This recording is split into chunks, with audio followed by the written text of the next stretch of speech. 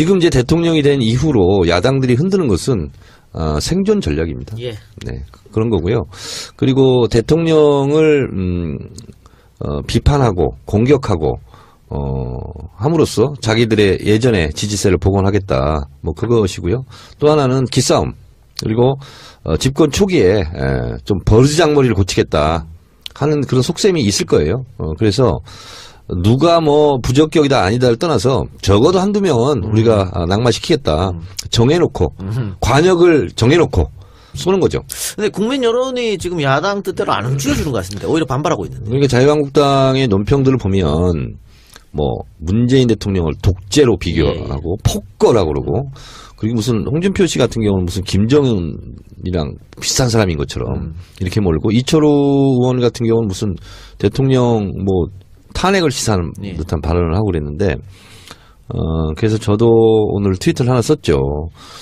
김무성 의원도 노무현 대통령 초기에 난 이렇게 얘기했어요. 노무현이를 대통령으로 인정할 수 없다. 이렇게 얘기했는데 대선 불복 심정이죠. 그리고 지금 이철우 의원도 같은 심정일 거라고 저는 봐요.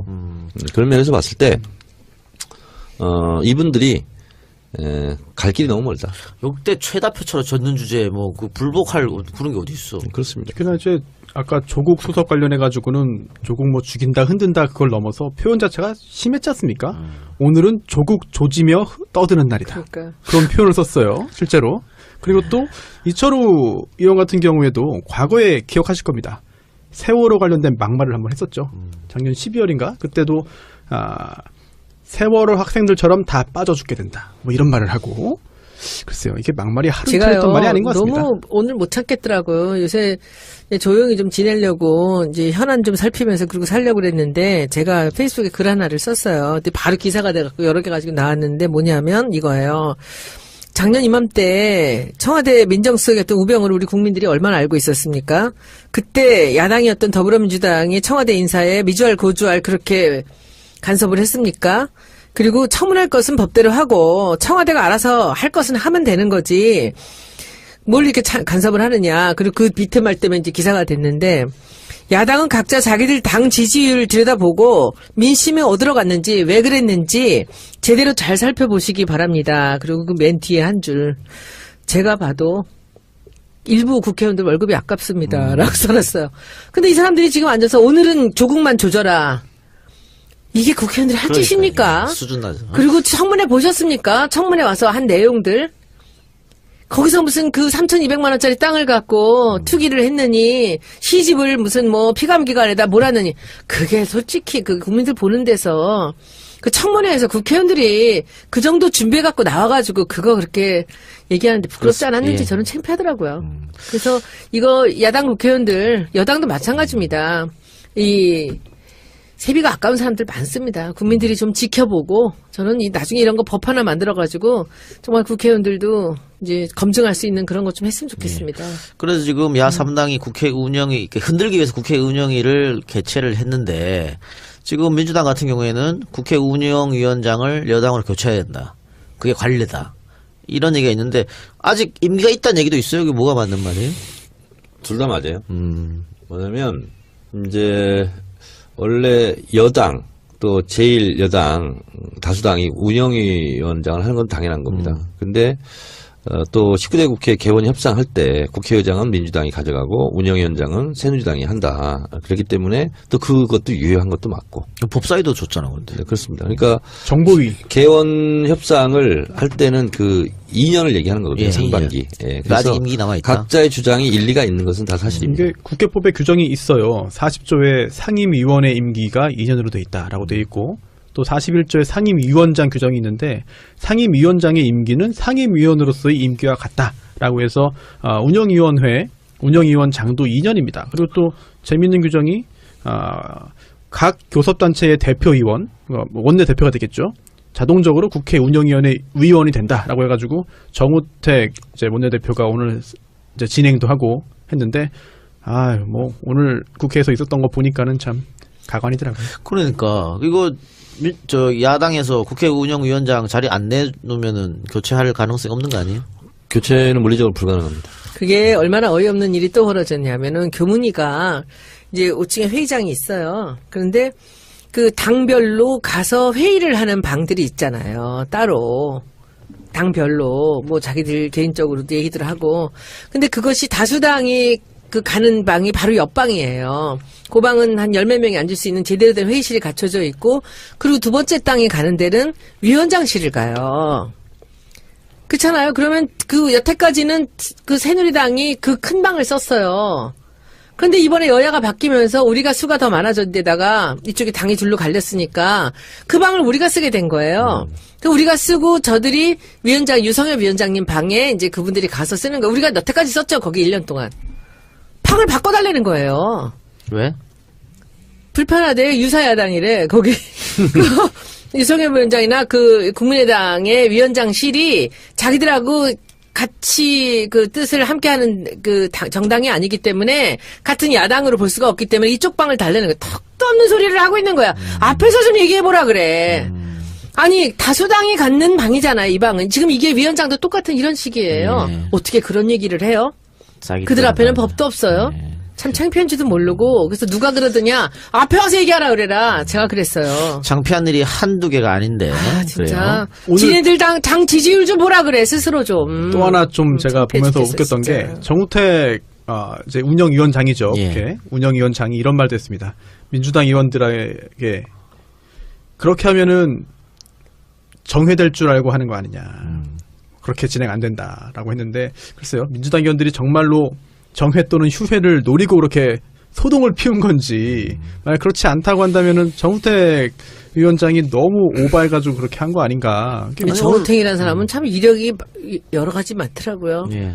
요번에 그 유튜브 올라온 옛날 그 김어준 이 사람들 나 보셨어요? 나 죽는 줄 알았어. 아침에 보고. 옛날에 뭐 낙곰수 때 벌써 나왔던 얘기죠. 예. 굉장히 유명하신 분이더라고요. 예, 유명해요. 유명한데 그 야당 얘기는 뭐 하여튼 거기까지 하고요. 예, 역시 뭐 그 조국 때리기 또 문정권 흔들기 그런 모습 보이고 있는데 저러면 저럴수록 저는 지지율은 더 떨어지고 고립될 거다 이렇게 보여지고요.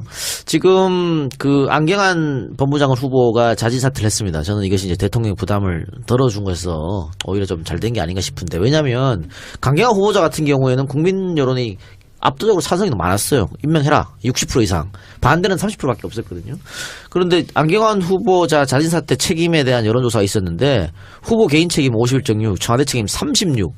그러니까 국민들도 여기에 대해서는 좀 문제가 있다라고 얘기해서 대통령이 임명하고 철회한 게 아니고 스스로 갖는 거는 대통령의 부담을 들어준 게 아닌가 다양스럽게 생각하는데 그거는 그렇고 이 지금 불똥은 주광덕 의원이 공개한 안경환 그 판결문 결정문 여기에 지금 의혹이 지금 눈덩이처럼 불어나고 있는 실정입니다. 이게 이제 네. 조난 자료 아니냐 이게 가장 핵심이죠 이제. 그리고 그 조난 자료는 이제 정보기관에서 다 갖고 있는 거고. 그렇죠. 그래서 거기에서 흘러나온 거 아니냐. 이제 이게 논란의 핵심입니다. 그것도 핵심이고 두 번째는 이걸 누가 언론에다가 흘렸느냐. 네. 그러니까 이제 첫 번째가 제일 중요한 사안이고 그거에 따라서 이제 예를 들면 이런 아픈 추억이 있는 거죠. 최동욱 검찰총장 같은 경우도 실제로 국정원이 개입을 해서 그 자료가 까진 것처럼 이번도 이제 많은 사람들이 이렇게 의심을 하고 있는데 김어준 뉴스공장에서 이 부분은 자세하게 설명을 했어요. 그 설명에 의하면 이정열 판사가 네. 6월 15일 날 신청하고 6월 15일 날 받았고 그리고 그럼에도 불구하고 TV조선 뉴스판에서 6월 15일 날 단독 네. 방송을 했고 그리고 주광덕 의원은 그 다음 날 오전 11시인가요? 기자회견을 했고 그렇게 된 건데 당일날 자료 요청을 해서 당일날 법원행정처가 준다? 이게 상당히 이례적인 일이고 노회찬 의원의 말에 의하면 8분 만에 받았답니다. 8분 만에 네, 당일이 아니고 8분 만에. 이거는 비상식적입니다. 네. 그러니까 이례적인 일. 마치 기다렸다는 듯이 8분 만에 줬다는 거지. 자, 그리고 또 하나의 쟁점은 이겁니다.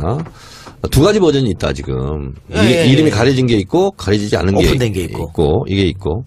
또 하나는, 가정법원법상, 가사소송법상 이것이 누구인지를 알게 하면은 이게 처벌받는다면서요. 그런데 누군지 다 알게 한 거고, 실제로 이제 안경환 후보자다 하는 것이 까졌기 때문에 그 가사소송법 10조인가요? 거기에 저촉될 가능성이 있다. 이렇게 되는 건데, 이 후폭풍에 대한 논란은 계속될 것 같습니다. 가사소송법 10조에 있죠. 보도 금지 규정인데요.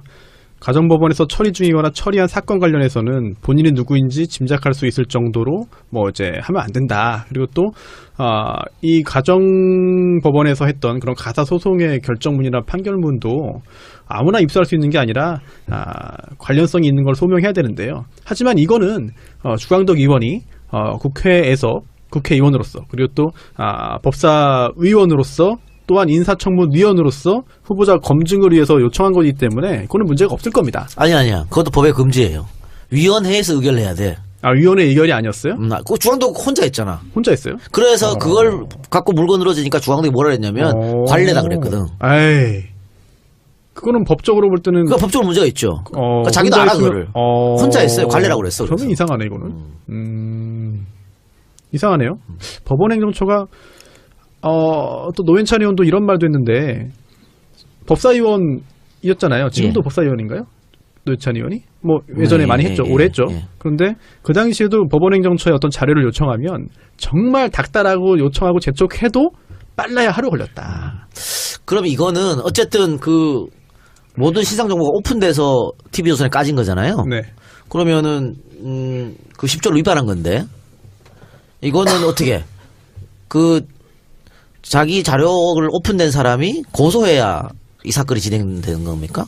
그렇죠. 일단 민사적으로 문제가 될 것 같은데, 근데 이게 그 공개된 이름이 공개된 그분이 과연 문제를 삼겠느냐? 그러면은 계속 또 이게 화제가 되는데. 그럼 안경환 교수가 고소할 수는 있죠. 누굴요? 여기 방송국, 방송국이나 주광덕을. 문제 제기는 할 수 있죠. 근데 안 할 것 같은데. 안 한다면 그냥 이게 논란 일고 그냥 끝날 거 아니에요. 정치적인 부담을 그냥 지고 끝나는 거죠. 주광덕 의원이. 근데 오히려 그 지지층에서는 잘했다. 뭐 이런 평가를 또 받지 않겠습니까? 그러니까 우리가 지금 우려하는 것은 정보기관이 개입됐을 거라고 생각하는 거 아닙니까? 그런 의혹인 거죠. 검찰이나 국정원이나. 네. 의심을 하는 거죠. 언론과 결탁했을 것이라고. 의심을 하는 거죠. 계속. 그러니까 그 지금 버튼 보면 안경환 후보자가 검찰 개혁의 선봉자로 나설 것 같으니까 그런 게 두려워서 미리 끌어내는 그런 차원이라고 생각할 수밖에 없는 이게 거잖아요. 가사소송법 10조 그 보도금지 규정을 위반하면 2년 이하의 금고 또는 1,000만 원 이하의 벌금에 처해지도록 되어 있는데 사실은 뭐 이게 약간 사문화되어 있는 거 아니냐라는 평가도 나오고는 있습니다. 그런데 아직 뭐 성문법에 있으니까 법에 있는 규정이기 때문에 만약에 실제로 문제가 된다 그러면은 처벌도 가능하겠죠. 그리고 또 친고죄도 아니기 때문에 이 부분은 경우에 따라서는 뭐 수사가 될 수도 있겠습니다만 정치인들이 관련된 사안에서 수사기관이 먼저 움직일 가능성이 높아 보이지 않습니다. 아쉽네요. 네. 저도 이걸로 한번 고발당해가지고 경찰서까지 가가지고 나중에 검사가 무혐의 처벌을 했죠. 전직 국회의원 강모 국회의원이 저를 고발해가지고 강용석 네. 다 알아요. 그래요. 네. 그래서 한번 그랬는데 야 이런 거 좀 무서워요. 그 있잖아요. 손수 변호사 네. 무혐의 처분 이런 거 받지 마세요. 네. 구속되세요. 구속. 아우 무슨 구속? 노무현 대통령도 구속된 적 한 번 있잖아요. 저는 구속 그래야 커. 싫어요. 예? 그래야 큰다고. 뭘 저는 구속 싫어요 진짜. 안돼. 생각만 해도 항문 검사.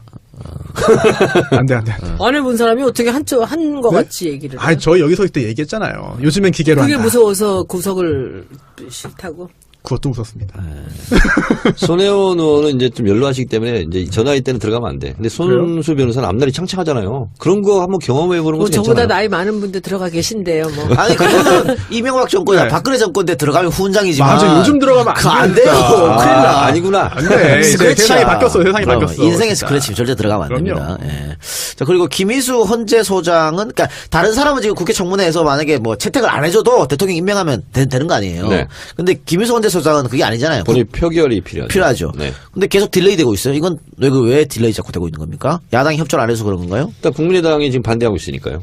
근데 국민의당이 정치적 부담감이 있을 거 아닙니까? 김희수 헌재 소장 같으면 또 호남 출신이고 그런데. 이거죠. 이제 국민의당 같은 경우는 거기도 이제 좀 약간 자중질환 비슷하게 뭐 의견이 모아지지 않고 있는데 우리 국민의당에게 좀 엎드려줘 이거지. 예의를 갖춰줘. 우리 좀 잘해줘. 뭐 이런 거죠 지금 사실은. 그러니까 국민의당 내부에서도 찬반이 엇갈리는 것 같아요. 김희수 헌재 소장에 그렇습니다. 대해서는. 예. 그리고 김희수 헌재 소장은 뭐 야당이 안 해주면 굳이 뭐 할 필요도 없다면서 이게. 지금 현재 헌재 소장 대행을 하고 있고 대행이니까. 권한대행 체제로 가고 임기가 있죠. 뭐 그렇게 많이 남지도 않았고 네. 뭐 그래서 그냥 가도 무방하다. 그리고 헌법재판소는 헌법재판소장이 뭐 대단한 게 없어요.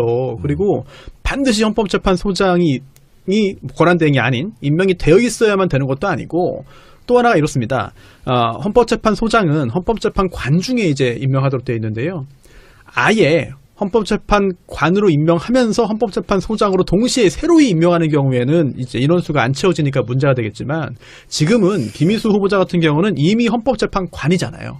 그런데 인사청문회 한번 거쳤어. 네, 그리고 헌법재판소장으로 동시에 겸직을 이렇게 하게 만드는 거죠. 쉽게 말씀드리면. 그렇기 때문에 헌법재판관 명수에는 지장이 없어요. 그래서 운영에도 큰 지장이 없다. 예. 그렇다면은 오히려 여기에서 야당들이 발목을 잡고 이것도 통과 안 시켜주면은 그로 인해서 실질적으로 받는 타격은 굉장히 적으면서 오히려 야당의 발목잡기를 크게 부각시킬 그렇죠. 수 있는 상황 아닌가 싶습니다. 야당이 더 부담되는 거고 네. 또 김인수 헌재소장을 헌법재판관이죠. 김인수 헌법재판관을 박지원 의원이 추천했다면서요. 그거에 이상돈 의원하고의 또 그런 게 기억하십니까? 저거 보고 깜짝 청문회장에서 놀랐습니다. 깜짝 누가 놀랐어요. 추천했어요? 하고 이상돈 의원이 했더니 박지원 의원이요. 그랬더니 그 후에 너무 당황을 해가지고 그렇지. 이상돈 의원이 뭐 누구나 추천을 할 수 있고 뭐 추천자의 뭐 지시에 따를 수도 있고 뭐 그렇죠 하고 그냥 되게 횡설수설했는데 아, 깜짝 놀랐어요. 저는 너무 그렇게 재밌었어. 그 논리적인 그 이상돈 의원이 그렇게 혼란스럽게 이야기하는 거 처음 들었습니다. 사실 한 방 먹이려고 질문을 한 거 아니에요? 그렇겠죠. 그죠? 그랬는데 근데 저는 정치 신동한테 한번 여쭤보고 싶어요. 요즘에 박지원 의원님의 행보를 어떻게 분석하세요? 박지원이가 오락가락하는 거지 뭐. 지금 사실 국민의당은 자신들의 존재감을 드러내야 되는데 저런 식으로 드러내면요 설 자리가 자꾸 없어져요. 어떤 식으로? 지금 저렇게 지금 호남에서 문재인 대통령 지지율이 99% 나오고 있지 않습니까? 민주당 지지율이 75% 나오고 있어요. 근데 자신들 존재감 낸다고 저렇게 더 반대하면 반대할수록 쪼그라들 수밖에 없거든. 그러니까 그 안에서 지금 박지원 의원의 행보를 보면은 지금 같은 경우 잘할 땐 잘한다고 박수를 쳐주는 게 맞지 않느냐라는 이런 얘기를 인터뷰에서 하시잖아요. 근데 사실은 그렇게 되면은 국민의당 지지율은 많이 오를 거거든요. 이게 계란으로 바위치기인데 나는 국민의당이 이런 행보를 보이는 게 너무 이해가 안 되고 박지원 전 대표가요. 그게 왜냐면 촉이 빨라서 그런 거고 감각이 있는 거예요. 그렇지 있는 거죠. 당연히 있는 근데 거죠. 한 가지는 말이 문재인 안 통하고 대통령, 있다는 거 그렇지. 아니야? 문재인 대통령 그렇게 욕하다가 갑자기 태도를 돌변해서 칭찬하고 5.18 기념사를 읽으면서 들으면서 눈물을 흘렸다. 안철수가 읽었으면 그런 감동이 있었을까? 막 이런 얘기까지 해요 지금. 그만큼 노예한 정치인 그런데 노예하죠. 국민의당 안에서 그런 자기가 갖고 있는 그런 노예한 판단을 지금 입력시키지 못하고 있다는 못 거 따라오는 아닙니까? 거죠. 왜냐하면 박지원 반대 세력이 지금 또 주류를 형성했으니까. 주주가 된 거예요 그러면? 아니, 박지원 지금 뭐- 의원이 밀려난 거예요? 그렇죠. 김동철. 그 다음에 누구요? 부회장 하는 그분. 누구 있지? 박주선. 박지원하고 별로 안 친하죠. 안 친해도 이거는 감각적으로 진짜 말이 안 되는 얘기거든요. 정치권들은 국회의원들은 특히 있잖아요. 아무리 옳은 일이라도 제가 옳은 길을 가면 난 딴 길 갈래. 또 이런 게 있거든요. 그래요? 박지원 의원이 지금 만일 공천권을 쥐고 있다면 안 그렇겠죠. 그렇죠. 일사불란하게 다 움직이겠죠. 근데 지금은 전혀 그럴 일이 없지. 그러니까 자기 편하게 그냥 이렇게 그런 혼자서 소수의 의견들을 이렇게 내면서 혼자서 또 아니 본인도 편하진 않을 거예요 지금.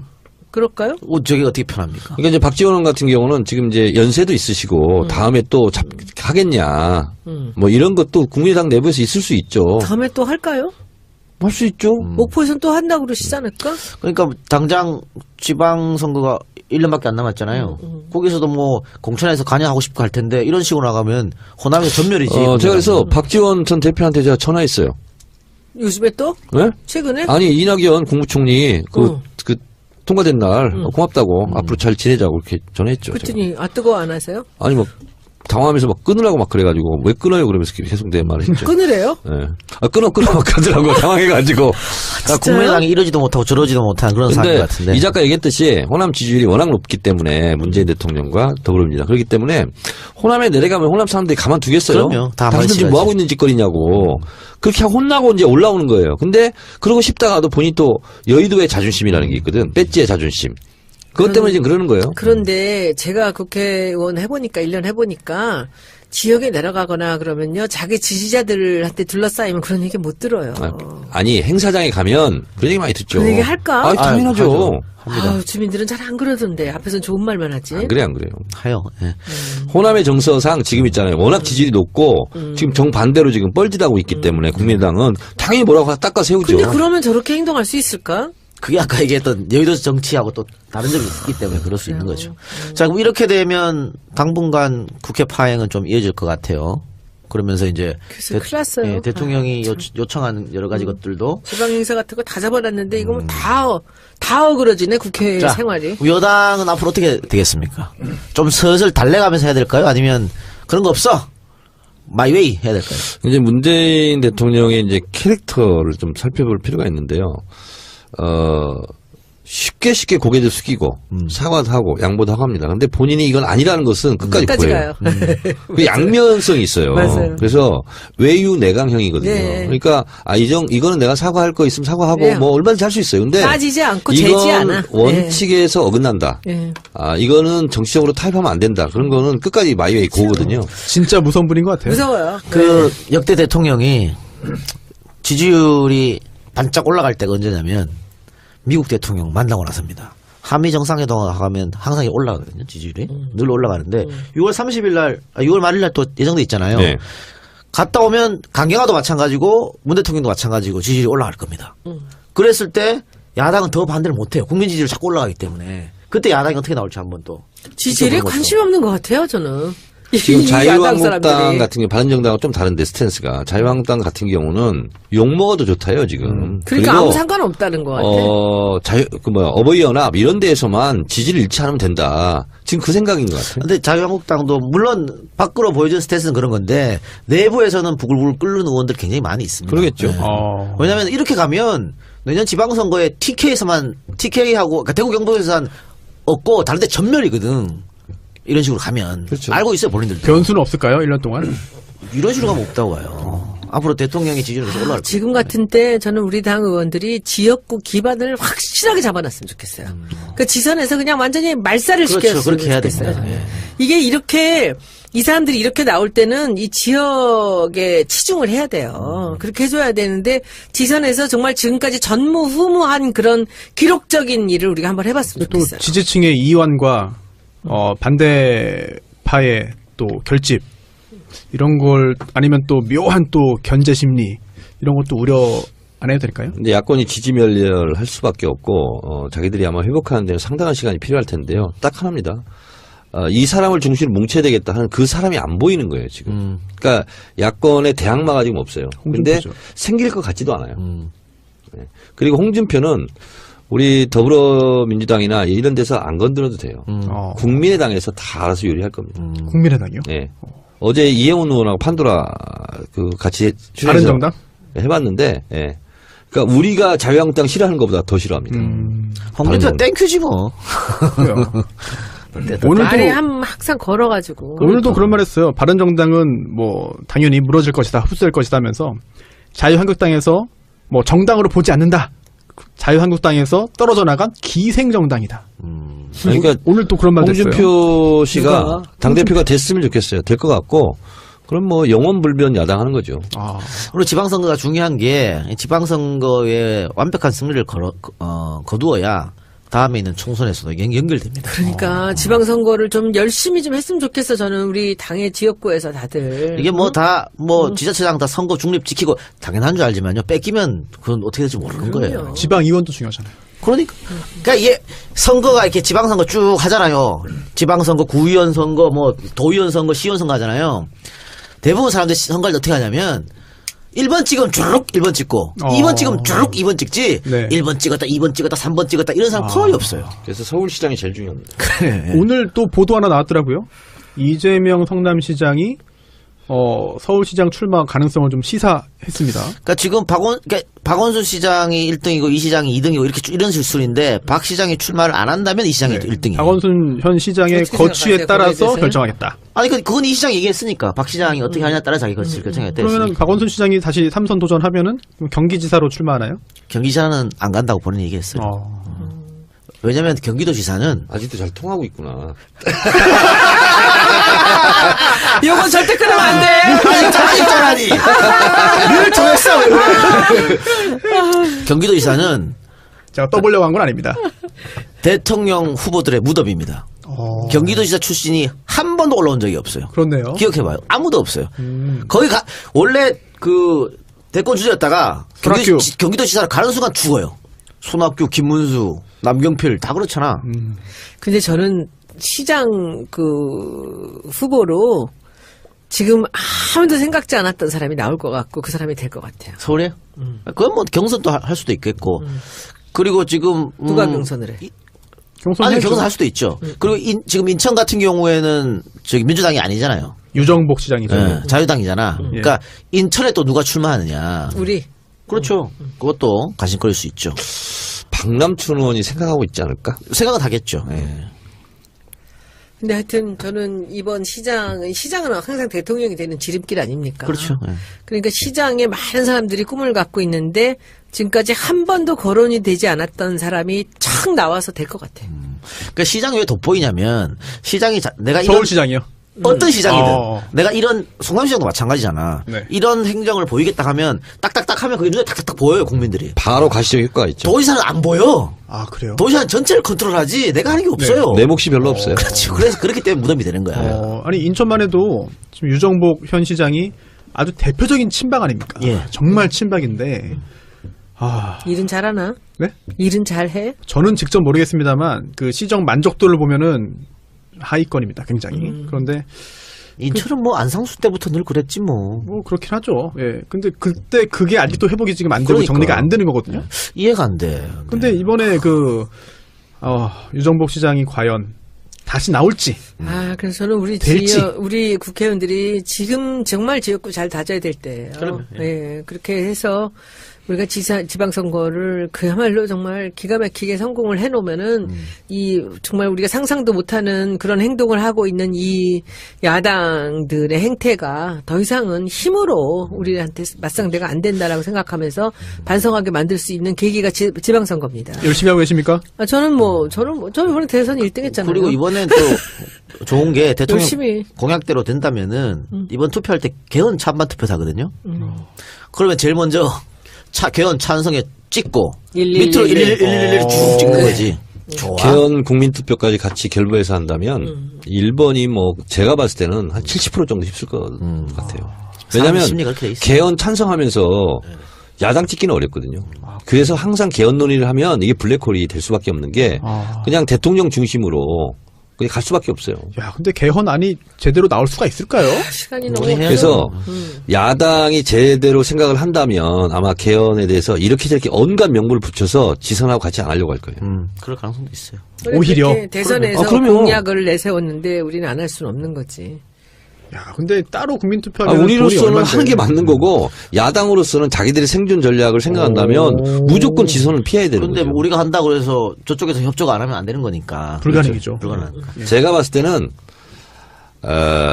지방선거와 국민투표, 개헌 국민투표 같이 못할 가능성이 저는 조금 더 높다고 봅니다. 예. 야당이 가만히 안 있을 거예요. 왜 자기들이 다 죽는 길인데요. 우리 국민의당에게 좀 엎드려줘 이거지. 예의를 갖춰줘. 우리 좀 잘해줘. 뭐 이런 거죠 지금 사실은. 그러니까 국민의당 내부에서도 찬반이 엇갈리는 것 같아요. 김희수 그렇습니다. 원내대표는. 예. 그리고 김희수 원내소장은 뭐 야당이 안 해주면 굳이 뭐 할 필요도 없다면서 이게. 지금 현재 헌재 소장 대행을 하고 있고 대행이니까. 권한대행 체제로 가고 임기가 있죠. 뭐 그렇게 많이 남지도 않았고 네. 뭐 그래서 그냥 가도 무방하다. 그리고 헌법재판소는 헌법재판소장이 뭐 대단한 게 없어요. 그리고 반드시 헌법재판소장이 권한대행이 아닌 임명이 되어 있어야만 되는 것도 아니고 또 하나가 이렇습니다. 헌법재판소장은 헌법재판관 중에 이제 임명하도록 되어 있는데요. 아예 헌법재판관으로 임명하면서 헌법재판소장으로 동시에 새로이 임명하는 경우에는 이제 인원수가 안 채워지니까 문제가 되겠지만 지금은 김희수 후보자 같은 경우는 이미 헌법재판관이잖아요. 그런데 인사청문회 한번 거쳤어. 네, 그리고 헌법재판소장으로 동시에 겸직을 이렇게 하게 만드는 거죠. 쉽게 말씀드리면. 그렇기 때문에 헌법재판관 명수에는 지장이 없어요. 그래서 운영에도 큰 지장이 없다. 예. 그렇다면은 오히려 여기에서 야당들이 발목을 잡고 이것도 통과 안 시켜주면은 그로 인해서 실질적으로 받는 타격은 굉장히 적으면서 오히려 야당의 발목잡기를 크게 부각시킬 그렇죠. 수 있는 상황 아닌가 싶습니다. 야당이 더 부담되는 거고. 네. 또 김민수 헌재소장을 헌법재판관이죠. 김민수 헌법재판관을 박지원 의원이 추천했다면서요. 그거에 이상돈 의원하고의 또 그런 게 기억하십니까? 저거 보고 깜짝 청문회장에서 놀랐습니다. 깜짝 누가 놀랐어요. 추천했어요? 하고 이상돈 의원이 했더니 박지원 의원이요. 그랬더니 그 후에 너무 당황을 해가지고 그렇지. 이상돈 의원이 뭐 누구나 추천을 할 수 있고 네. 뭐 추천자의 뭐 지시에 따를 수도 있고 뭐 그렇죠 하고 그냥 되게 횡설수설했는데 아, 깜짝 놀랐어요. 저는 너무 그렇게 재밌었어. 그 논리적인 그 이상돈 의원이 그렇게 혼란스럽게 이야기하는 거 처음 들었습니다. 사실 한 방 먹이려고 질문을 한 거 아니에요? 그죠? 그렇겠죠. 그랬는데. 근데 저는 정치 신동한테 한번 여쭤보고 싶어요. 요즘에 박지원 의원님의 행보를 어떻게 분석하세요? 박지원이가 오락가락 하는 거지, 뭐. 지금 사실 국민의당은 자신들의 존재감을 드러내야 되는데 저런 식으로 드러내면요. 설 자리가 자꾸 없어져요. 어떤 식으로? 지금 저렇게 지금 호남에서 문재인 대통령 지지율이 99% 나오고 있지 않습니까? 민주당 지지율이 75% 나오고 있어요. 근데 자신들 존재감 낸다고 저렇게 더 반대하면 반대할수록 쪼그라들 수밖에 없거든. 그러니까 그 안에서 지금 박지원 의원의 행보를 보면은 지금 같은 경우 잘할 땐 잘한다고 박수를 쳐주는 게 맞지 않느냐라는 이런 얘기를 인터뷰에서 하시잖아요. 근데 사실은 그렇게 되면은 국민의당 지지율은 많이 오를 거거든요. 이게 계란으로 바위치기인데 나는 국민의당이 이런 행보를 보이는 게 너무 이해가 안 되고 박지원 전 대표가요. 그게 왜냐면 촉이 빨라서 그런 거고 감각이 있는 거예요. 그렇지 있는 거죠. 당연히 있는 근데 거죠. 한 가지는 말이 문재인 안 통하고 대통령, 있다는 거 그렇지. 아니야? 문재인 대통령 그렇게 욕하다가 갑자기 태도를 돌변해서 칭찬하고 5.18 기념사를 읽으면서 들으면서 눈물을 흘렸다. 안철수가 읽었으면 그런 감동이 있었을까? 막 이런 얘기까지 해요 지금. 그만큼 노예한 정치인 그런데 노예하죠. 국민의당 안에서 그런 자기가 갖고 있는 그런 노예한 판단을 지금 입력시키지 못하고 있다는 거 못 아닙니까? 따라오는 거죠. 왜냐하면 박지원 반대 세력이 지금 또 주류를 형성했으니까. 주주가 된 거예요, 그러면? 아니, 박지원 지금 뭐- 의원이 밀려난 거예요? 아 그렇죠. 김동철. 그다음에 누구요? 부회장 하는 그분. 누구 있지? 박주선? 박주선. 박지원하고 별로 안 친하죠. 안 친해도 이거는 감각적으로 진짜 말이 안 되는 얘기거든요. 정치권들은 국회의원들은 특히 있잖아요. 아무리 옳은 일이라도 제가 옳은 길을 가면 난 딴 길 갈래. 또 이런 게 있거든요. 그래요? 박지원 의원이 지금 만일 공천권을 쥐고 있다면 안 그렇겠죠. 그렇죠. 일사불란하게 다 움직이겠죠. 근데 지금은 전혀 그럴 일이 없지. 그러니까 자기 편하게 그냥 이렇게 그런 혼자서 소수의 의견들을 이렇게 내면서 혼자서 또 아니 본인도 편하진 않을 거예요 지금. 그럴까요? 저게 어떻게 편합니까? 그러니까 이제 박지원 의원 같은 경우는 지금 이제 연세도 있으시고 다음에 또 하겠냐. 뭐 이런 것도 국민의당 내부에서 있을 수 있죠. 다음에 또 할까요? 할 수 있죠. 목포에서는 또 한다고 그러시지 않을까? 그러니까 당장 지방선거가 1년밖에 안 남았잖아요. 거기서도 뭐 공천에서 관여하고 싶고 할 텐데 이런 식으로 나가면 호남에서 전멸이지. 제가 그래서 박지원 전 대표한테 제가 전화했어요. 요즘에 또? 네? 최근에? 아니 이낙연 국무총리 그 통과된 날 고맙다고 앞으로 잘 지내자고 이렇게 전화했죠. 제가. 그랬더니 뜨거워 안 하세요? 아니 뭐 당황하면서 막 끊으라고 막 그래가지고 왜 끊어요 그러면서 계속 내 말을 했죠. 끊으래요? 예. 끊어 막 하더라고 당황해가지고. 그러니까 국민의당이 이러지도 못하고 저러지도 못한 그런 상황 근데 같은데. 이 작가 얘기했듯이 호남 지지율이 워낙 높기 때문에 문재인 대통령과 더불어민주당 그렇기 때문에 호남에 내려가면 호남 사람들이 가만두겠어요. 그럼요. 다 당신들 지금 뭐 말씀하지. 하고 있는 짓거리냐고. 그렇게 혼나고 이제 올라오는 거예요. 근데 그러고 싶다가도 본인이 또 여의도의 자존심이라는 게 있거든. 배지의 자존심. 그것 때문에 지금 그러는 거예요. 그런데 제가 국회의원 해보니까 1년 해보니까 지역에 내려가거나 그러면요 자기 지지자들한테 둘러싸이면 그런 얘기 못 들어요. 아니 행사장에 가면 그런 얘기 많이 듣죠. 그런 얘기 할까? 당연하죠. 아유, 주민들은 잘 안 그러던데 앞에서는 좋은 말만 하지. 안 그래요. 하요. 예. 호남의 정서상 지금 있잖아요. 워낙 지지율이 높고 지금 정반대로 지금 뻘짓하고 있기 때문에 국민의당은 당연히 뭐라고 닦아 세우죠. 근데 그러면 저렇게 행동할 수 있을까? 그게 아까 얘기했던 여의도 정치하고 또 다른 점이 있기 때문에 그럴 수 있는 거죠. 자, 그럼 이렇게 되면 당분간 국회 파행은 좀 이어질 것 같아요. 그러면서 이제 글쎄, 큰일 났어요. 대통령이 아, 요청한 여러 가지 것들도 지방 행사 같은 거 다 잡아놨는데 이거 뭐 다 어그러지네 국회 자, 생활이. 여당은 앞으로 어떻게 되겠습니까? 좀 슬슬 달래가면서 해야 될까요? 아니면 그런 거 없어? 마이웨이 해야 될까요? 이제 문재인 대통령의 이제 캐릭터를 좀 살펴볼 필요가 있는데요. 쉽게 고개를 숙이고 사과도 하고 양보도 하고 합니다. 근데 본인이 이건 아니라는 것은 끝까지 보여요. 가요. 그 양면성이 있어요. 맞아요. 그래서 외유 내강형이거든요. 네. 그러니까 이거는 내가 사과할 거 있으면 사과하고 네. 뭐 얼마든지 할 수 있어요. 근데 따지지 않고 재지 않아. 원칙에서 어긋난다. 네. 이거는 정치적으로 타협하면 안 된다. 그런 거는 끝까지 마이웨이 고거든요. 진짜 무서운 분인 것 같아요. 무서워요. 그 역대 대통령이 지지율이 반짝 올라갈 때가 언제냐면 미국 대통령 만나고 나서입니다. 한미 정상회담 가면 항상 올라가거든요. 지지율이. 늘 올라가는데 6월 30일 날, 6월 말일 날 또 예정돼 있잖아요. 네. 갔다 오면 강경화도 마찬가지고 문 대통령도 마찬가지고 지지율이 올라갈 겁니다. 그랬을 때 야당은 더 반대를 못해요. 국민 지지율 자꾸 올라가기 때문에. 그때 야당이 어떻게 나올지 한번 또. 지지율에 지켜보는 관심 없는 것 같아요, 저는. 지금 이 야당 자유한국당 사람들이. 같은 경우 바른정당과 좀 다른데 스탠스가 자유한국당 같은 경우는 욕 먹어도 좋다요 지금. 그러니까 그리고 아무 상관없다는 것 같아. 어버이 연합 이런 데에서만 지지를 잃지 않으면 된다. 지금 그 생각인 것 같아요. 근데 자유한국당도 물론 밖으로 보여준 스탠스는 그런 건데 내부에서는 부글부글 끓는 의원들 굉장히 많이 있습니다. 그러겠죠. 네. 어. 왜냐하면 이렇게 가면 내년 지방선거에 TK하고 그러니까 대구 경북에서만 얻고 다른 데 전멸이거든. 이런 식으로 가면 그렇죠. 알고 있어요 본인들도. 변수는 없을까요? 1년 동안? 이런 식으로 가면 없다고 봐요. 앞으로 대통령의 지지율이 계속 올라갈 거예요. 지금 같은 때 저는 우리 당 의원들이 지역구 기반을 확실하게 잡아놨으면 좋겠어요. 그 지선에서 그냥 완전히 말살을 그렇죠. 시켰으면 그렇게 해야 좋겠어요. 됩니다. 예.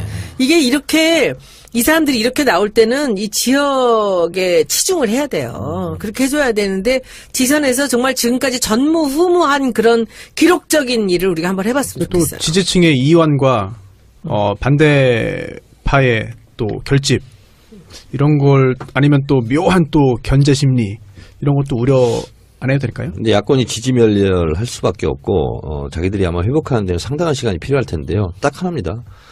이 사람을 중심으로 뭉쳐야 되겠다 하는 그 사람이 안 보이는 거예요 지금. 그러니까 야권의 대항마가 지금 없어요. 근데 홍준표죠. 생길 것 같지도 않아요. 네. 그리고 홍준표는 우리 더불어민주당이나 이런 데서 안 건드려도 돼요. 국민의당에서 다 알아서 요리할 겁니다. 국민의당이요? 네. 어제 이혜원 의원하고 판도라 같이 다른 출연해서 정당? 해봤는데, 예. 그러니까 우리가 자유한국당 싫어하는 것보다 더 싫어합니다. 홍준표 다른 땡큐지 뭐. 그래요. 말에 오늘도 항상 걸어가지고. 오늘도 그런 말 했어요. 바른정당은 뭐 당연히 무너질 것이다, 흡수될 것이다 하면서 자유한국당에서 뭐 정당으로 보지 않는다. 자유한국당에서 떨어져 나간 기생정당이다. 그러니까 오늘 또 그런 말도 했어요. 홍준표 씨가 누가? 당대표가 됐으면 좋겠어요. 될 것 같고, 그럼 뭐 영원불변 야당하는 거죠. 아, 그리고 지방선거가 중요한 게 지방선거에 완벽한 승리를 거두어야 다음에 있는 총선에서도 연결됩니다. 그러니까 지방선거를 좀 열심히 좀 했으면 좋겠어. 저는 우리 당의 지역구에서 다들. 이게 뭐 지자체장 다 선거 중립 지키고 당연한 줄 알지만요. 뺏기면 그건 어떻게 될지 모르는 거예요. 지방의원도 중요하잖아요. 그러니까 이게 선거가 이렇게 지방선거 쭉 하잖아요. 지방선거, 구의원 선거, 뭐 도의원 선거, 시의원 선거 하잖아요. 대부분 사람들이 선거를 어떻게 하냐면 1번 찍으면 주룩 1번 찍고 2번 찍으면 주룩 2번 찍지. 네. 1번 찍었다, 2번 찍었다, 3번 찍었다 이런 사람 거의 없어요. 그래서 서울시장이 제일 중요합니다. 오늘 또 보도 하나 나왔더라고요. 이재명 성남시장이 서울시장 출마 가능성을 좀 시사했습니다. 그러니까 지금 박원순 시장이 1등이고 이 시장이 2등이고 이렇게 이런 실수인데 박 시장이 출마를 안 한다면 이 시장이 또 1등이에요. 박원순 현 시장의 어떻게 거취에 생각하세요, 따라 아니에요? 교체는 물리적으로 불가능합니다. 그게 얼마나 어이없는 일이 또 벌어졌냐면은 교문이가 이제 5층에 회의장이 있어요. 그런데 그 당별로 가서 회의를 하는 방들이 있잖아요. 따로. 당별로 뭐 자기들 개인적으로도 얘기들 하고. 근데 그것이 다수당이 그 가는 방이 바로 옆방이에요. 그 방은 한 10몇 명이 앉을 수 있는 제대로 된 회의실이 갖춰져 있고, 그리고 두 번째 땅이 가는 데는 위원장실을 가요. 그렇잖아요. 그러면 그 여태까지는 그 새누리당이 그 큰 방을 썼어요. 그런데 이번에 여야가 바뀌면서 우리가 수가 더 많아진 데다가 이쪽에 당이 둘로 갈렸으니까 그 방을 우리가 쓰게 된 거예요. 그 우리가 쓰고 저들이 유성엽 위원장님 방에 이제 그분들이 가서 쓰는 거. 우리가 여태까지 썼죠. 거기 1년 동안. 방을 바꿔달라는 거예요. 왜? 불편하대. 유사야당이래. 거기. 유성엽 위원장이나 그 국민의당의 위원장실이 자기들하고 같이 그 뜻을 함께하는 그 정당이 아니기 때문에 같은 야당으로 볼 수가 없기 때문에 이쪽 방을 달래는 거야. 턱도 없는 소리를 하고 있는 거야. 앞에서 좀 얘기해보라 그래. 아니 다수당이 갖는 방이잖아요. 이 방은. 지금 이게 위원장도 똑같은 이런 식이에요. 네. 어떻게 그런 얘기를 해요? 그들 앞에는 법도 없어요. 네. 참 창피한지도 모르고. 그래서 누가 그러더냐. 앞에 와서 얘기하라 그래라. 제가 그랬어요. 창피한 일이 한두 개가 아닌데. 아 진짜. 오늘- 지네들 당 지지율 좀 보라 그래. 스스로 좀. 또 하나 좀 제가 창피해 보면서 죽겠어, 웃겼던 진짜. 게 정우택 이제 운영위원장이죠. 예. 국회 운영위원장이 이런 말도 했습니다. 민주당 의원들에게 그렇게 하면은 정회될 줄 알고 하는 거 아니냐. 그렇게 진행 안 된다라고 했는데 글쎄요. 민주당 의원들이 정말로 정회 또는 휴회를 노리고 그렇게 소동을 피운 건지 만약 그렇지 않다고 한다면은 정우택 위원장이 너무 오버해가지고 그렇게 한 거 아닌가. 정우택이라는 사람은 참 이력이 여러 가지 많더라고요. 예. 요번에 그 유튜브 올라온 옛날 그 김어준 이 사람들 뭐 나 보셨어요? 나 죽는 줄 알았어 아침에 보고. 옛날에 뭐 낙곰수 때 벌써 나왔던 얘기죠. 예. 굉장히 유명하신 분이더라고요. 예, 유명해요. 유명한데 그 야당 얘기는 뭐 하여튼 거기까지만 하고요. 예, 역시 뭐 그 조국 때리기 또 문정권 흔들기 그런 모습 보이고 있는데 저러면 저럴수록 저는 지지율은 더 떨어지고 고립될 거다 이렇게 보여지고요. 지금 그 안경환 법무장관 후보가 자진 사퇴를 했습니다. 저는 이것이 이제 대통령 부담을 덜어준 것에서 오히려 좀 잘 된 게 아닌가 싶은데 왜냐하면 강경환 후보자 같은 경우에는 국민 여론이 압도적으로 찬성이 많았어요. 임명해라. 60% 이상. 반대는 30%밖에 없었거든요. 그런데 안경환 후보자 자진사퇴 책임에 대한 여론조사가 있었는데 후보 개인 책임 51.6, 청와대 책임 36. 그러니까 국민들도 여기에 대해서는 좀 문제가 있다라고 얘기해서 대통령이 임명하고 철회한 게 아니고 스스로 갖는 거는 대통령의 부담을 들어준 게 아닌가 다양스럽게 생각하는데 그거는 그렇고 이 지금 불똥은 주광덕 의원이 공개한 안경환 그 판결문 결정문 여기에 지금 의혹이 지금 눈덩이처럼 불어나고 있는 실정입니다. 이게 이제 네. 조난 자료 아니냐 이게 가장 핵심이죠 이제. 그리고 그 조난 자료는 이제 정보기관에서 다 갖고 있는 거고. 그렇죠. 그래서 거기에서 흘러나온 거 아니냐. 이제 이게 논란의 핵심입니다. 그것도 핵심이고 두 번째는 이걸 누가 언론에다가 흘렸느냐. 네. 그러니까 이제 첫 번째가 제일 중요한 사안이고 그거에 따라서 이제 예를 들면 이런 아픈 추억이 있는 거죠. 최동욱 검찰총장 같은 경우도 실제로 국정원이 개입을 해서 그 자료가 까진 것처럼 이번도 이제 많은 사람들이 이렇게 의심을 하고 있는데 김어준 뉴스공장에서 이 부분은 자세하게 설명을 했어요. 그 설명에 의하면 이정열 판사가 네.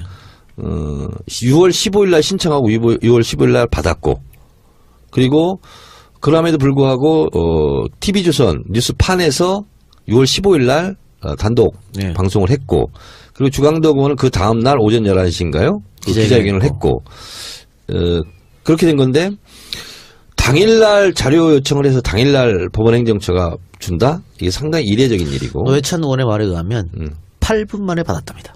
8분 만에? 네, 당일이 아니고 8분 만에. 이거는 비상식적입니다. 네. 그러니까 이례적인 마치 일. 기다렸다는 듯이 8분 만에 줬다는 거지. 자, 그리고 또 하나의 쟁점은 이겁니다. 두 가지 버전이 있다, 지금. 예, 이름이 예. 가려진 게 있고, 가려지지 않은 오픈된 게 게 있고. 이게 있고. 또 하나는, 가정법원법상, 가사소송법상 이것이 누구인지를 알게 하면은 이게 처벌받는다면서요. 그런데 누군지 다 알게. 지금 이제 대통령이 된 이후로 야당들이 흔드는 것은 생존 전략입니다. 예. 네, 그런 거고요. 그리고 대통령을 비판하고 공격하고 함으로써 자기들의 예전의 지지세를 복원하겠다. 뭐 그것이고요. 또 하나는 기싸움. 그리고 집권 초기에 좀 버르장머리를 고치겠다 하는 그런 속셈이 있을 거예요. 그래서 누가 뭐 부적격이다 아니다를 떠나서 적어도 한두 명은 우리가 낙마시키겠다 정해놓고 관역을 정해놓고 쏘는 거죠. 근데 국민 여론이 지금 야당 뜻대로 안 움직여주는 것 같습니다. 오히려 반발하고 있는데. 그러니까 자유한국당의 논평들을 보면 뭐 문재인 대통령을 독재로 비교하고 폭거라고 그러고 그리고 무슨 홍준표 씨 같은 경우는 무슨 김정은이랑 비슷한 사람인 것처럼 이렇게 몰고 이철우 의원 같은 경우는 무슨 대통령 뭐 탄핵을 시사하는 듯한 발언을 하고 그랬는데 그래서 저도 오늘 트위터를 하나 썼죠. 김무성 의원도 노무현 대통령 초기에 난 이렇게 얘기했어요. 노무현이를 대통령으로 인정할 수 없다.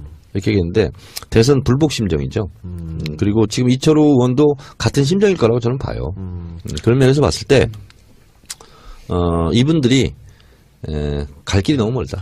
역대 최다표처럼 졌는 주제에 뭐 그 불복할 그런 게 어디 있어? 그렇습니다. 그러나 이제 아까 조국 수석 관련해 가지고는 조국 뭐 죽인다 흔든다 그걸 넘어서 표현 자체가 심했지 않습니까? 오늘은 조국 조지며 떠드는 날이다. 그러니까. 그런 표현을 썼어요. 실제로. 그리고 또 이철우 의원 같은 경우에도 과거에 기억하실 겁니다. 세월호 관련된 막말을 한번 했었죠. 작년 12월인가? 그때도 세월호 학생들처럼 다 빠져 죽게 된다. 뭐 이런 말을 하고. 글쎄요, 이게 막말이 하루 이틀 제가요, 했던 말이 아닌 것 같습니다. 너무 오늘 못 참겠더라고요. 요새 조용히 좀 지내려고 이제 현안 좀 살피면서 그러고 살려고 그랬는데 제가 페이스북에 글 하나를 썼어요. 근데 바로 기사가 돼갖고 여러 개 가지고 나왔는데 뭐냐면 이거예요. 작년 이맘때 청와대 민정수석이었던 우병우를 우리 국민들이 얼마나 알고 있었습니까? 그때 야당이었던 더불어민주당이 청와대 인사에 미주알 고주알 그렇게 간섭을 했습니까? 그리고 청문할 것은 법대로 하고 청와대가 알아서 할 것은 하면 되는 거지. 뭘 이렇게 간섭을 하느냐. 그리고 그 비트말 때문에 이제 기사가 됐는데 야당은 각자 자기들 당 지지율 들여다보고 민심이 어디로 갔는지 왜 그랬는지 제대로 잘 살펴보시기 바랍니다. 그리고 그 맨 뒤에 한 줄. 제가 봐도 일부 국회의원들 월급이 아깝습니다. 라고 써놨어요. 근데 이 사람들이 지금 앉아서 오늘은 조국만 조져라. 이게 국회의원들이 할 짓입니까? 수준 낮아. 그리고 청문회 보셨습니까? 청문회 와서 한 내용들. 거기서 무슨 그 3,200만 원짜리 땅을 갖고 투기를 했느니 시집을 무슨 뭐 피감기관에다 몰았느니 그게 솔직히 그 국민들 보는 데서 그 청문회에서 국회의원들이 그 정도 준비해 갖고 나와가지고 그거 그렇게 얘기하는데 부끄럽지 않았는지 예. 저는 창피하더라고요. 그래서 이거 야당 국회의원들 여당도 마찬가지입니다. 이 세비가 아까운 사람들 많습니다. 국민들이 좀 지켜보고 저는 나중에 이런 거 법 하나 만들어가지고 정말 국회의원들도 이제 검증할 수 있는 그런 것 좀 했으면 좋겠습니다. 그래서 지금 야3당이 국회 운영이 흔들기 위해서 국회 운영위를 개최를 했는데 지금 민주당 같은 경우에는 국회 운영위원장을 여당으로 교체해야 된다. 그게 관례다. 이런 얘기가 있는데 아직 임기가 있다는 얘기도 있어요. 이게 뭐가 맞는 말이에요? 둘 다 맞아요. 뭐냐면 이제 원래 여당 또 제1여당 다수당이 운영위원장을 하는 건 당연한 겁니다. 근데 또 19대 국회 개원 협상할 때 국회의장은 민주당이 가져가고 운영위원장은 새누리당이 한다. 그렇기 때문에 또 그것도 유효한 것도 맞고. 법사위도 줬잖아, 근데. 네, 그렇습니다. 그러니까 정보위. 개원 협상을 할 때는 그 2년을 얘기하는 거거든요. 예, 상반기. 예, 아직 그래서 임기 남아있다. 각자의 주장이 일리가 있는 것은 다 사실입니다. 이게 국회법에 규정이 있어요. 40조의 상임위원회 임기가 2년으로 돼 있다라고 돼 있고 또 41조의 상임위원장 규정이 있는데 상임위원장의 임기는 상임위원으로서의 임기와 같다라고 해서 운영위원장도 2년입니다. 그리고 또 재미있는 규정이 각 교섭단체의 대표위원, 원내대표가 되겠죠. 자동적으로 국회 운영위원회 위원이 된다라고 해가지고 정우택 이제 원내대표가 오늘 이제 진행도 하고 했는데 뭐 오늘 국회에서 있었던 거 보니까는 참 가관이더라고요. 그러니까 이거 야당에서 국회 운영위원장 자리 안 내놓으면은 교체할 가능성이 없는 한 거고 실제로 이제 안경환 후보자다 하는 것이 까졌기 때문에 그 가사소송법 10조인가요? 거기에 저촉될 가능성이 있다. 이렇게 되는 건데 이 후폭풍에 대한 논란은 계속될 것 같습니다. 가사소송법 10조에 있죠. 보도 금지 규정인데요. 가정법원에서 처리 중이거나 처리한 사건 관련해서는 본인이 누구인지 짐작할 수 있을 정도로 뭐 이제 하면 안 된다. 그리고 또 이 가정법원에서 했던 그런 가사소송의 결정문이나 판결문도 아무나 입수할 수 있는 게 아니라 관련성이 있는 걸 소명해야 되는데요. 하지만 이거는 주광덕 의원이 국회에서 국회의원으로서 그리고 또 법사위원으로서 또한 인사청문위원으로서 후보자 검증을 위해서 요청한 거기 때문에 그거는 문제가 없을 겁니다. 아니야. 그것도 법의 금지예요. 위원회에서 의결을 해야 돼. 위원회 의결이 아니었어요? 그 주광덕 혼자 했잖아. 혼자 했어요? 그래서 그걸 갖고 물고 늘어지니까 주광덕이 뭐라 했냐면 관례다 그랬거든. 에이. 그거는 법적으로 볼 때는 그 법적으로 문제가 있죠. 그러니까 자기도 알아 그거를. 혼자 했어요. 관례라고 그랬어. 저는 이상하네 이거는. 이상하네요. 법원행정처가 또 노회찬 의원도 이런 말도 했는데 법사위원이었잖아요. 지금도 법사위원인가요? 노회찬 의원이? 뭐 예전에 많이 했죠. 오래 했죠. 그런데 그 당시에도 법원행정처에 어떤 자료를 요청하면 정말 닥달하고 요청하고 재촉해도 빨라야 하루 걸렸다. 그럼 이거는 어쨌든 그 모든 시상 정보가 오픈돼서 TV조선에 까진 거잖아요. 네. 그러면은 그 10조를 위반한 건데 이거는 어떻게 그 자기 자료를 오픈된 사람이 고소해야 이 사건이 진행되는 겁니까? 그렇죠. 일단 민사적으로 문제가 될 것 같은데 근데 이게 그 공개된 이름이 공개된 그분이 과연 문제를 삼겠느냐. 그러면은 계속 또 이게 화제가 되는데. 그럼 안경환 교수가 고소할 수는 있죠. 누굴요? 여기 방송국, 방송국이나 주광덕을. 문제제기는 할 수 있죠. 근데 안 할 것 같은데. 안 한다면 그냥 이게 논란 일고 그냥 끝날 거 아니에요. 정치적인 부담을 그냥 지고 끝나는 거죠. 주광덕 의원이. 근데 오히려 그 지지층에서는 잘했다. 뭐 이런 평가를 또 받지 않겠습니까? 그러니까 우리가 지금 우려하는 것은 정보기관이 개입됐을 거라고 생각하는 거 아닙니까? 그런 의혹인 거죠. 검찰이나 국정원이나. 네. 의심을 그리고 하는 거죠. 언론과 결탁했을 것이라고. 의심을 하는 거죠. 계속. 그러니까 그 지금 버튼 보면 안경환 후보자가 검찰 개혁의 선봉자로 나설 것 같으니까 그런 게 두려워서 미리 끌어내는 그런 차원이라고 생각할 수밖에 없는 이게 거잖아요. 가사소송법 10조 그 보도금지 규정을 위반하면 2년 이하의 금고 또는 1,000만 원 이하의 벌금에 처해지도록 되어 있는데 사실은 뭐 이게 약간 사문화되어 있는 거 아니냐라는 평가도 나오고는 있습니다. 그런데 아직 뭐 성문법에 있으니까 법에 있는 규정이기 때문에 만약에 실제로 문제가 된다 그러면은 처벌도 가능하겠죠. 그리고 또 친고죄도 아니기 때문에 이 부분은 경우에 따라서는 뭐 수사가 될 수도 있겠습니다만 정치인들이 관련된 사안에서 수사기관이 먼저 움직일 가능성이 높아 보이지 않습니다. 아쉽네요. 예. 저도 이걸로 한번 고발당해가지고 경찰서까지 가가지고 나중에 검사가 무혐의 처분을 했죠. 전직 국회의원 강모 국회의원이 저를 고발해가지고 강용석 네. 다 알아요. 그래요. 네. 그래서 한번 그랬는데 야 이런 거 좀 무서워요. 그 있잖아요. 손수 변호사 네. 무혐의 처분 이런 거 받지 마세요. 네. 구속되세요. 구속. 아우 무슨 구속? 노무현 대통령도 구속된 적 한 번 있잖아요. 저는 구속 그래야 커. 싫어요. 예? 그래야 큰다고. 뭘 저는 구속 싫어요 진짜. 안돼. 생각만 해도 항문 검사. 안돼. 안 해본 사람이 어떻게 한 거 같이 얘기를 해요? 저 여기서 그때 얘기했잖아요. 요즘엔 기계로 그게 한다. 무서워서 구속을 싫다고? 그것도 무섭습니다. 손혜원 의원은 이제 좀 연로하시기 때문에 이제 저 나이 때는 들어가면 안 돼. 근데 손수 변호사는 앞날이 창창하잖아요. 그런 거 한번 경험해보는 것도 저보다 괜찮아요. 나이 많은 분들 들어가 계신데요. 뭐. 아니 그거는 이명박 정권이나 네. 박근혜 정권 때 들어가면 후원장이지만 맞아. 요즘 들어가면 그거 안 안 돼요. 됩니다. 큰일 나. 아니구나. 안 돼. 이제 스크래치야. 세상이 바뀌었어. 세상이 그럼, 바뀌었어. 인생의 진짜. 스크래치 절대 들어가면 안 그럼요. 됩니다. 예. 자 그리고 김희수 헌재 소장은 그러니까 다른 사람은 지금 국회 청문회에서 만약에 뭐 채택을 안 해줘도 대통령 임명하면 되는 거 아니에요. 네. 근데 김희수 헌재 소장은 그게 아니잖아요. 본인 표결이 필요하죠. 필요하죠. 네. 근데 계속 딜레이 되고 있어요. 이건 왜 딜레이 자꾸 되고 있는 겁니까? 야당이 협조를 안 해서 그런 건가요? 일단 국민의당이 지금 반대하고 있으니까요. 근데 국민의당이 정치적 부담감이 있을 거 아닙니까? 김희수 헌재 소장 같으면 또 호남 출신이고 그런데. 이거죠. 이제 국민의당 같은 경우는 거기도 이제 좀 약간 자중질환 비슷하게 뭐 의견이 모아지지 않고 있는데